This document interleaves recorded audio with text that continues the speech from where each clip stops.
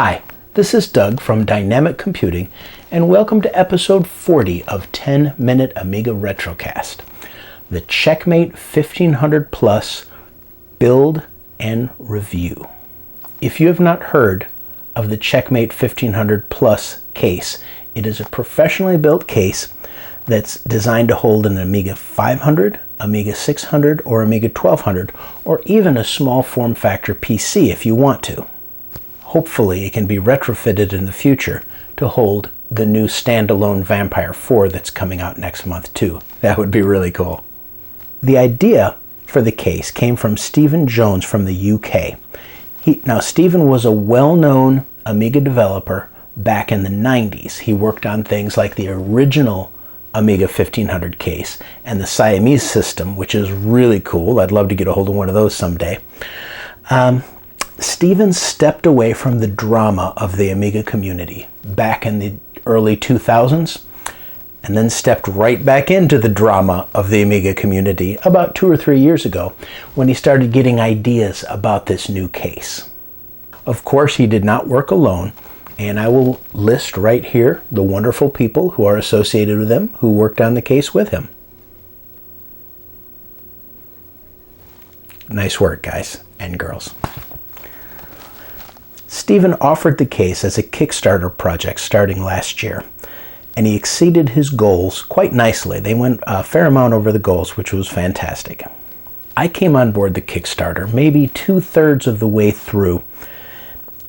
Stephen's communication with his customers is absolutely legendary. He's always was posting things on his blog, on his website, on his Facebook page about the progress of the Kickstarter, then the progress of the case, and when he would send parts out to get assembled and problems he had and things he had to fix. He has been absolutely behind us 100% of the time with his communication, and I applaud him for that. Now, I won't do a full unboxing of it. There's been several unboxing videos already, and I'll try and link to as many of those as I can in the description. So let's jump right in and take a look at this beautiful case. First of all, the box itself is absolutely beautiful. This is the kind of thing that we'd all be excited to get back in the day if we got a new computer part, having a really well-designed box to go along with it. I'll put some pictures up of the box standalone right here so you can take a look at it closer up.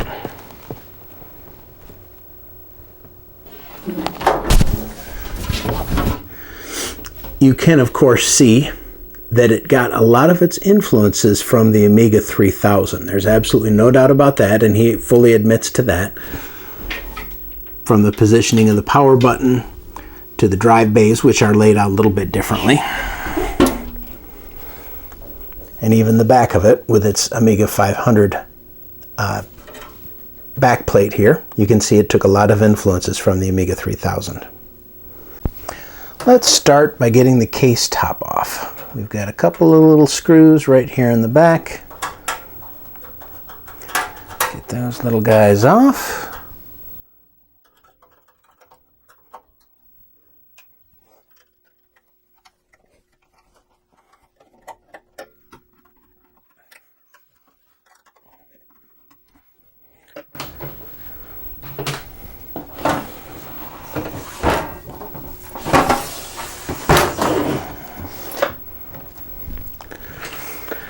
Now this is a good time to mention the really, really well-made manual. This is a nice, well-made spiral bound manual that has step-by-step instructions, including the rather unique way that you remove the case top. I recommend you read the instructions before you dig into it so you understand how to do it. Neil from Retro Man Cave. Excuse me, sorry about that. So we have the case in the reverse position. We pull it out till it hits, and then we drop it down at an angle, and the case comes right off. Solid metal. That is one nice case. So you can see right away, we've got a nice drive tray here, also made of metal. The top shelf is where you mount your things like your CD-ROM drives or your Floppies are your Goteks. And on the bottom here is where we'll mount hard drives, and I'll show you that in just a few minutes. Now this over here, this is where the magic happens. Let's get a closer view of this. This is fantastic for the Amiga 500. The one that comes with the Amiga 600 or 1200 is different, as it does not have this slot up here.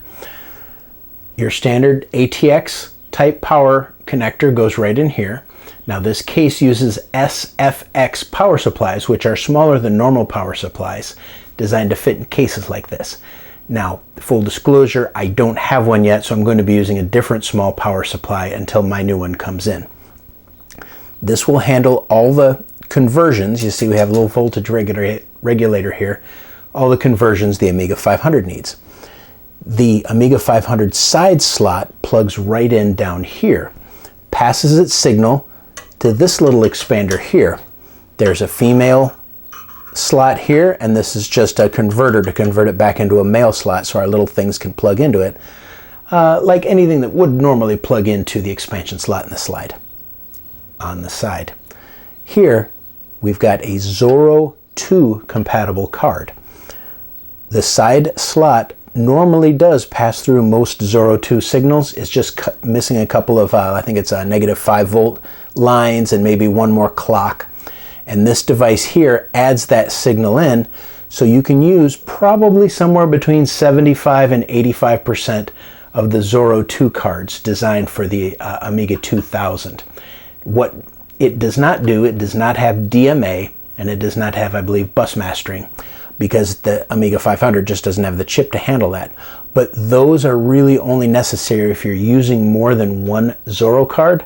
So one Zorro card, theoretically, most of them should work. Personally, I will probably use my A2091 SCSI card with 2 megs of RAM in here, so I can add SCSI and add some RAM to my Amiga 500. But once I get my Vampire, hopefully soon, that will change things. Let's get busy putting this little guy together. Now on the surface, my Amiga 500 looks like it's in pretty good shape. Let's get her powered down and let's take a look at the reality of the situation. This Amiga 500 sat in a storage unit for probably a total of maybe 15 to maybe even 20 years. And the result was it made the case very, very brittle. So you can see down here, there's a big chunk of the case missing. Over on the side, where the expansion slot is, there's another big chunk of the case missing. Let's see if I can get a shot of it there. There you can see, there's a big chunk of the case missing here. And every time that I put a screw into this little guy, like a couple of weeks ago when I did my Gotek video, as soon as I started putting screws into the plastic, boom, they just snapped and broke. So it's just an old, brittle case. Now luckily, all the guts of the Amiga 500 work absolutely perfectly. Now if you notice, I normally use my Amiga 500 with my absolutely lovely individual computers A500 Plus. But if you've been following what's been going on with Pixel Vixen and a few other people, and following Stephen's posts, there's an issue with the newer version of the ACA 500 Pluses where they don't work reliably in Stephen's case. It has something to do with the signals being passed through and the timing, and they just don't sync well together. Occasionally they boot up fine and then they work perfect, but sometimes it takes 5, 10, 15 boots to get it to work. So I'm going to see if this, with its brand new firmware that just came out last week, changes things at all. I don't know if it will, I don't think it will, but we'll see.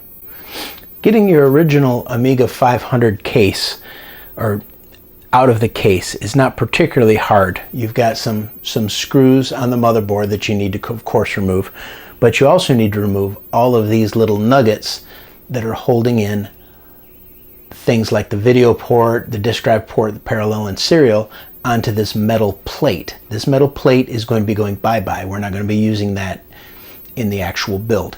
So use the right tool for the job, and it makes your life easier. Just one of these, and you're going to remove all of those little nuggets here and remove the thing from the case.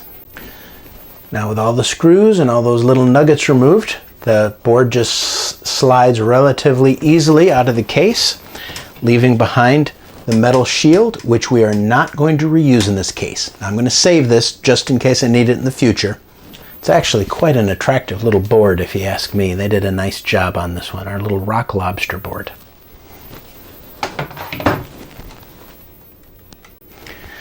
Now once we're ready to install the motherboard in the case, what you want to do is you want to carefully position it in. Now we're not installing it yet, but we want to get an idea of where to put the little brass mounts into the motherboard mount below to raise the motherboard up and keep it from shorting out. So I'm just taking a quick look inside of here now that I've got the motherboard resting in here to see where all of my little mounts are going to go, and then I will show you the mounts in a moment. Now, thankfully, Stephen provided us with a bag of everything that we'll need. So let me show you what we need here. These are the little brass conductive standoffs that we're going to need to put into the case in order to elevate it high enough and keep it from shorting out. So let's go ahead and just stick those in.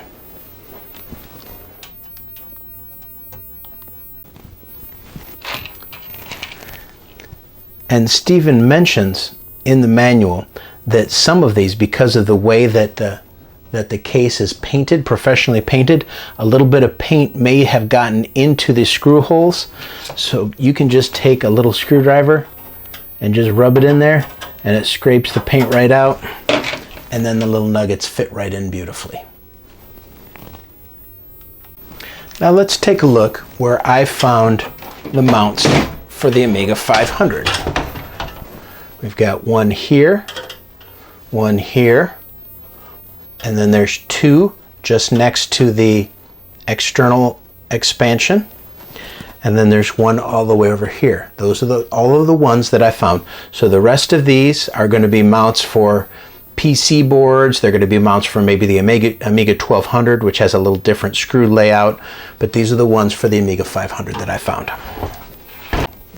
Just an observation about the Zorro base here.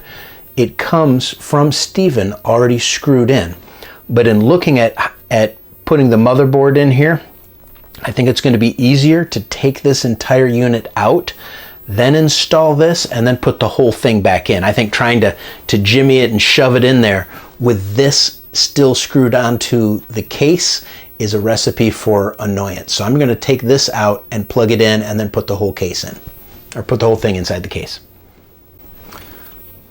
Now that I have this little guy out, let's take a closer look at it.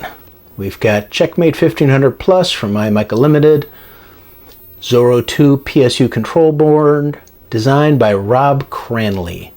All right, 12 volt dummy leads, 12 volt dummy load. This is what allows the power switch to work with an ATX, since the Amiga 500 circuitry won't normally work with it. We've got a couple of 12 volt fan leads, which is real nice in case you put an accelerator card in here and want to cool things off. That's where we plug our little power switch in for ATX. Nice little board. I like it. So let's take our little Amiga 500 and we'll put, yes. My recommendation is take out the power supply in Zorro 2 board, plug it in this way, because it can get a little finicky to slot in, and then I think the whole thing's going to be easier to mount in the case with this board plugged in separately.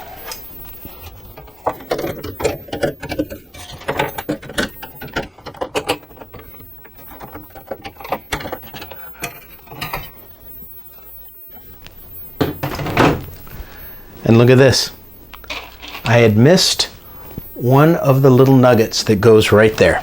Glad I caught that before we put the board in. One more little standoff.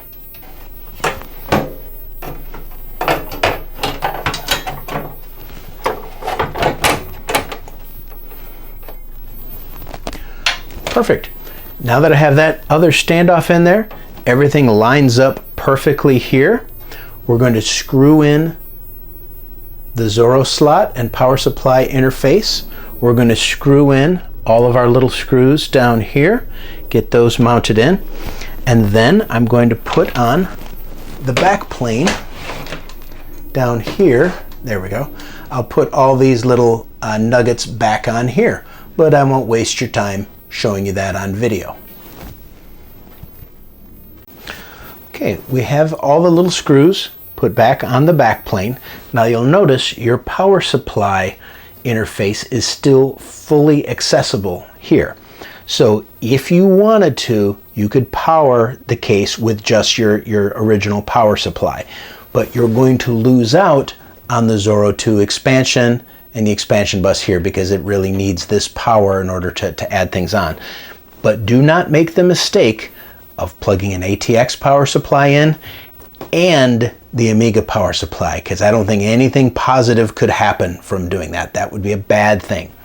Use one or the other, but understand if you use the Amiga power supply, this is null and void.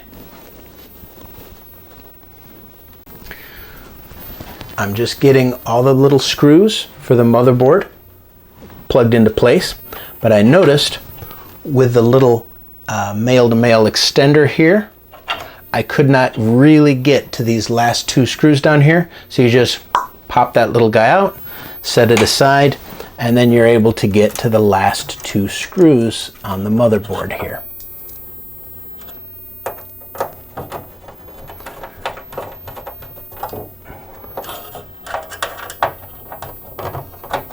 There we go.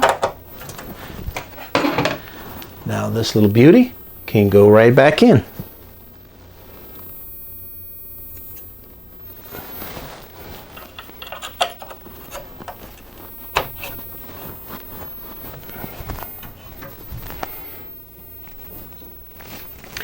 Now you'll notice I do not have a ROM chip in here right now, and that's because I normally use this with my ACA 500 Plus. So since I'm probably not going to be able to use that on this build, what on earth could I use? How about the Romulator that I went over last week and did a review of last week? This is going to work perfect in this little setup. We'll just plug our little Romulator right into there. And where can you generally order this Romulator from? Amiga on the Lake. There we go. Now I will have to say, that is a handsome little setup right there. The way that Stephen and the crew designed it so it'll handle an Amiga 1200 motherboard, or an Amiga 500 motherboard, or an Amiga 600 motherboard, just by changing out this back plane, I think is absolute genius, the way it's all laid out. Speaking of backplanes, let's take a look at a few more. Stephen was kind enough to send me a couple of extra backplanes just to borrow for the Amy West show, so I can show off what they can do. This particular one is if you use an micro ATX or an ITX motherboard that uses the vertical slots here for expansion, and this one is if you use a board for the horizontal slots for expansion. So you can see he's really thought of everything. If you have a certain kind of motherboard, you just order it with this back plane, and this back plane screws right on there and replaces the Amiga 500s, and you can use a totally different motherboard with it. Ingenious. Now let's talk about floppy drives and hard drives. You see it comes with one standard drive tray bracket for a standard Amiga 500 floppy drive to fit right in there. But what I have is this Gotek drive. Now, I could probably still mount it there and still see the display and everything. It looks like it would just fit in. But what I really want to do is use one of these brackets to replace it over here, so I could ultimately have a real Amiga 500 floppy here and a Gotek over here. Now, this particular mount bracket that comes with it, it's not a perfect fit, but I think it's going to be better than nothing and just sit right in there, just about like that, and I'm going to be able to see everything quite at the front, right at the front without any issues.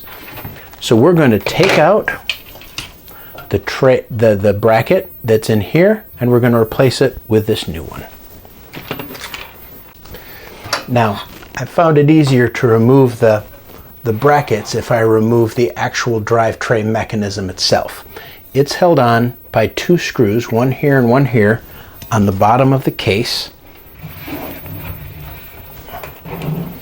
There's a screw right here, and then there's a screw right by this little bumper down there that you unscrew to take that drive tray out, and then it just pops right out and it gives us easier access to the guts. Let's take this out.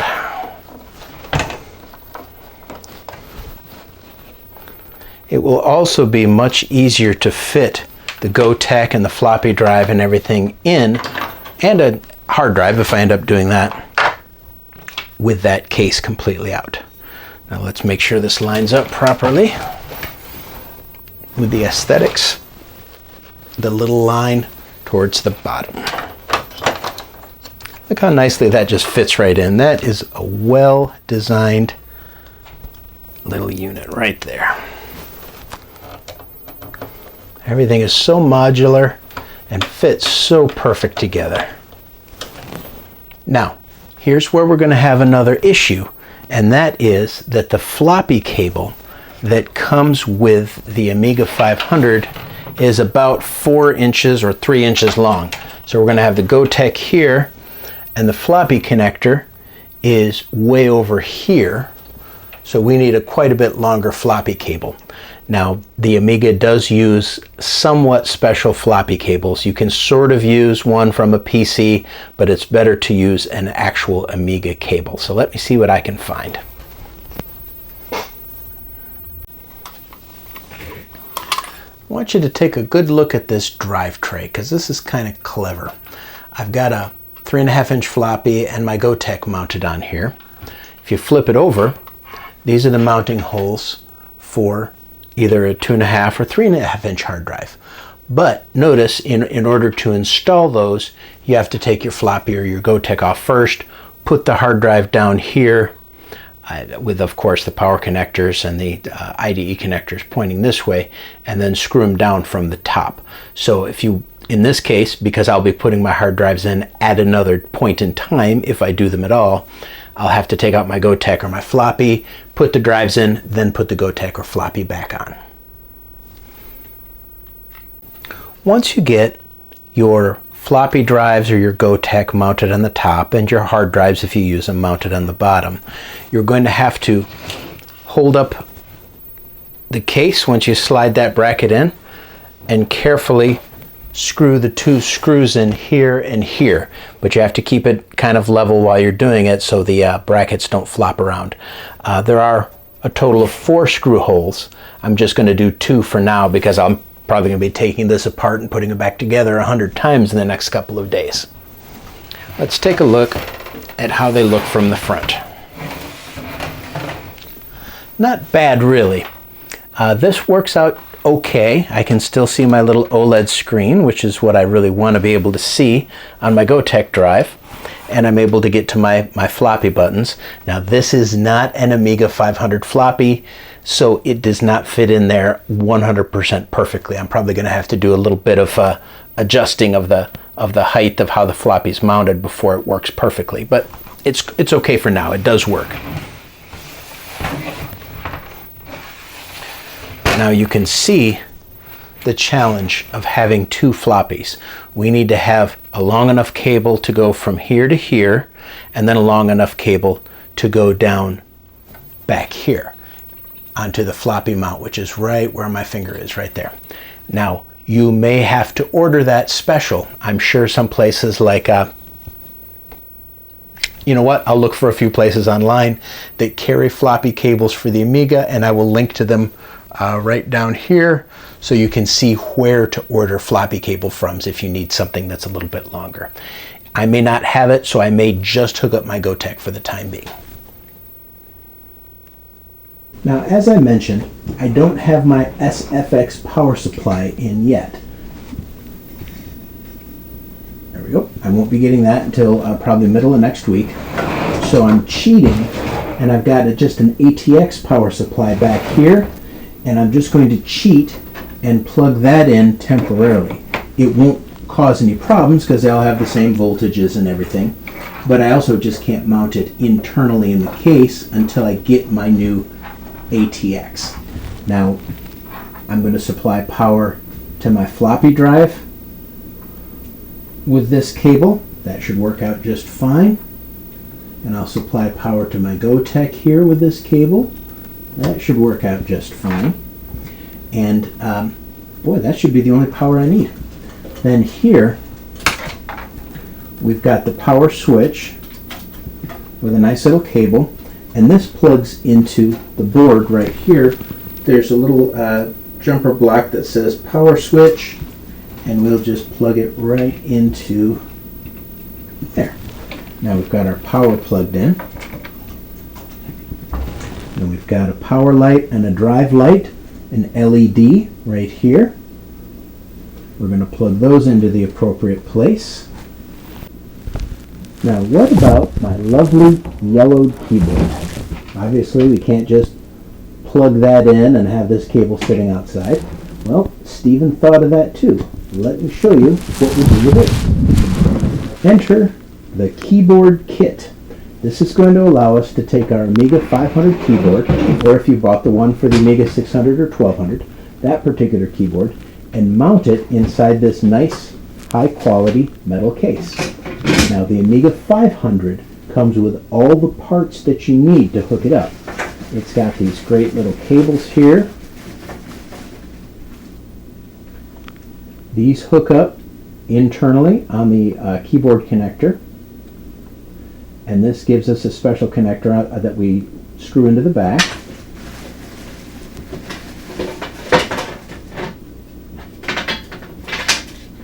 Here's our nice keyboard cable that comes with it, a nice long, what is this, about a 4.5, 5 foot long cable.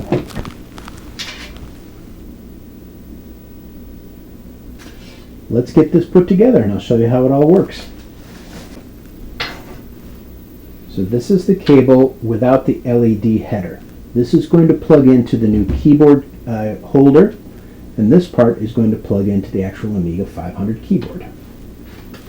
Now note that these are using just standard screws and little bolts, so you can put the screw in the back end and then put the little adapter on here, and then just hand tighten these little bolts on the end to hold it in place.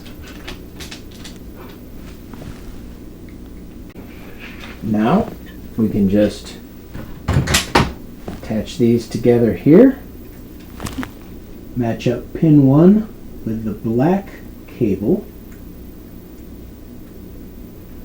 There we go, that just fits right in. That goes right underneath. And just rest the keyboard right in there. Perfect. Now we take one of these little M3 screws here, and on the top you're going to see a screw hole there and a screw hole on the other side, and we want to put those screws in there to hold the keyboard in its place.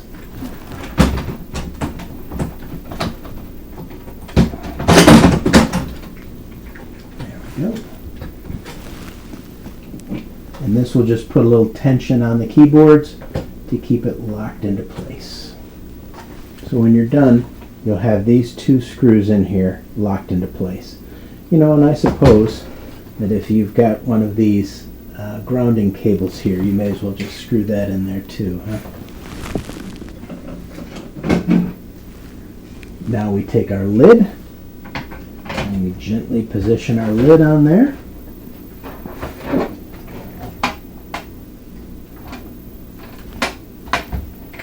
Still see the LEDs shining, being able to shine through there. And then we have two nylon screws on the back too. Let's get those put in there.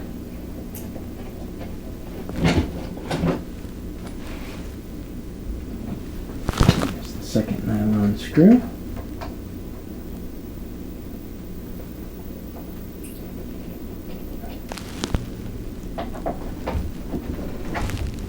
that in. And there is our keyboard. Now, shame we don't have a beige cable to go with this, but they're probably harder to get. So our little A500 external keyboard's done. Look at those beautiful dark beige keys.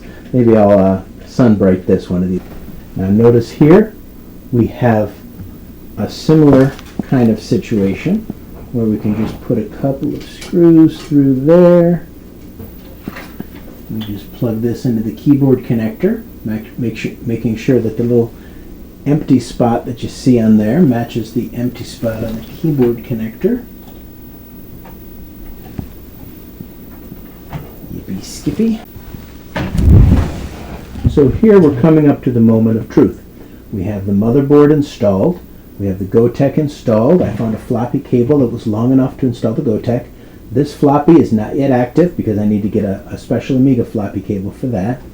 I have my Romulator installed. I have a temporary ATX power supply routed through there until my SFX power supply comes in that's going to mount right there. And at this point in time, I'm ready to start plugging in my components and seeing if this thing boots up. So we've got power to the ATX power supply. We have all of our connectors hooked up in the back. And now is the moment of truth to see if this thing works.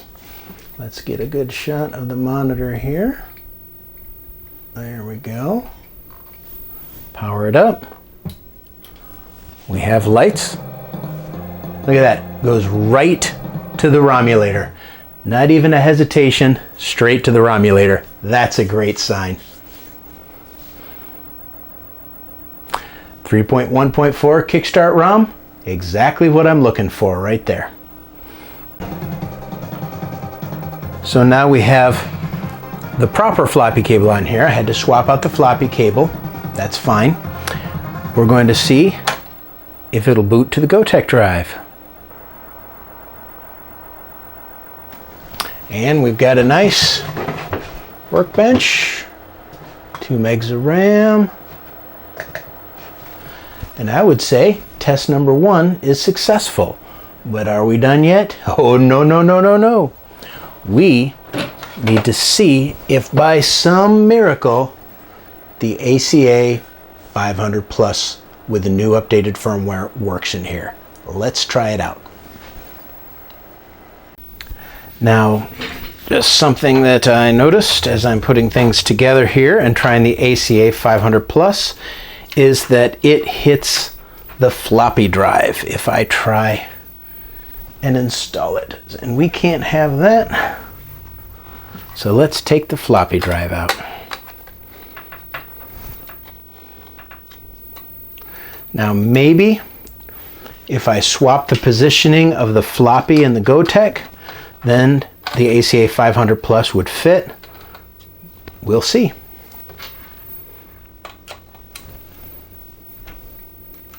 Okay, now we have the ACA 500 Plus in here. We're going to see what happens. Nothing so far. And being that it's upside down, I can't see the little LEDs.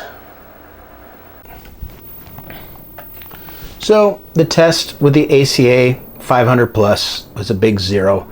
I get nothing out of it. I don't even get any response, where at least Pixel Vixen was occasionally getting an error or a boot screen. I'm getting nothing on mine. So here would be the next test. I've got a nice A2091 card, fully populated with 2 megs of RAM. No SCSI card on here right now, or no SCSI drive on here right now. When I put one on, I would probably just get another SCSI to SD to keep it nice and silent in here. Let's see if it works. There we go. So now we have our A2091 in here. We're going to power up. That's a good sign. We're going to boot to Amiga OS 3.10 and we'll see if we see 2 megabytes of fast RAM and 2 megabytes of chip RAM. And look at this. We've got, let me zoom in here because I'm not, now isn't that beautiful? We have got 2 megs of chip RAM and 2 megs of fast RAM. So the A2091 is working like a champ, and I could not be happier about that. So, what have we learned today? Well, putting the case together, taking an A500, putting everything inside of it, getting it all to work. We've learned that we are probably going to need a longer floppy cable than comes with the A500. We've also learned that the LEDs need a little bit of tweaking. The floppy light and the power light is coming on the keyboard, the Amiga 500 keyboard, just fine. So I'm able to see floppy activity and everything else right from the keyboard, so it's not a big deal. Now I'm a little disappointed that the new firmware update for the ACA 500 Plus is not going to allow it to work with this case. It would have been absolutely beautiful, but that's life. I'm just going to wait for my Vampire to come in, and my Vampire is going to take its place inside of this case. Hopefully that will be within the next couple of months. I absolutely love that it works so nicely with the Zorro 2 cards. There's a couple of cards that would be fun to put in there. The most important one's going to be my A2091 because it's going to give it memory and hard drive capabilities. But once I get the Vampire, it'll be fun to play with a couple of my other cards. You know, will it work with one of my video capture cards? I don't know. Will the Vampire work with a VLab Motion or a VLab card? I don't know. We'll try it out and we'll see. I think this is magnificent. I think what he's done has been great for the Amiga community. I think the fact that he's followed through with everything with such a high quality product is absolutely a plus. I love the fact that he's going to continue to sell them. Once all of the Kickstarter cases have shipped out in the next couple of weeks probably, I think he's around 60 or 75% complete with shipping. Once they're all completed, he is going to be opening it up for people to order the case online, okay?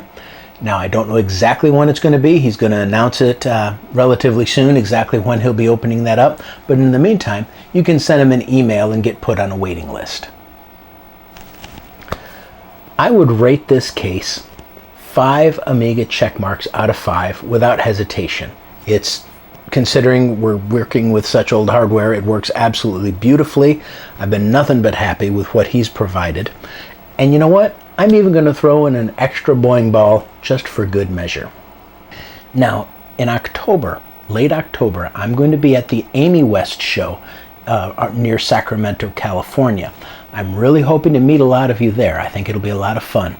Now, I am going to be bringing this Checkmate case and some extra accessories that Stephen has so kindly loaned to me to show off, to exhibit what it can do.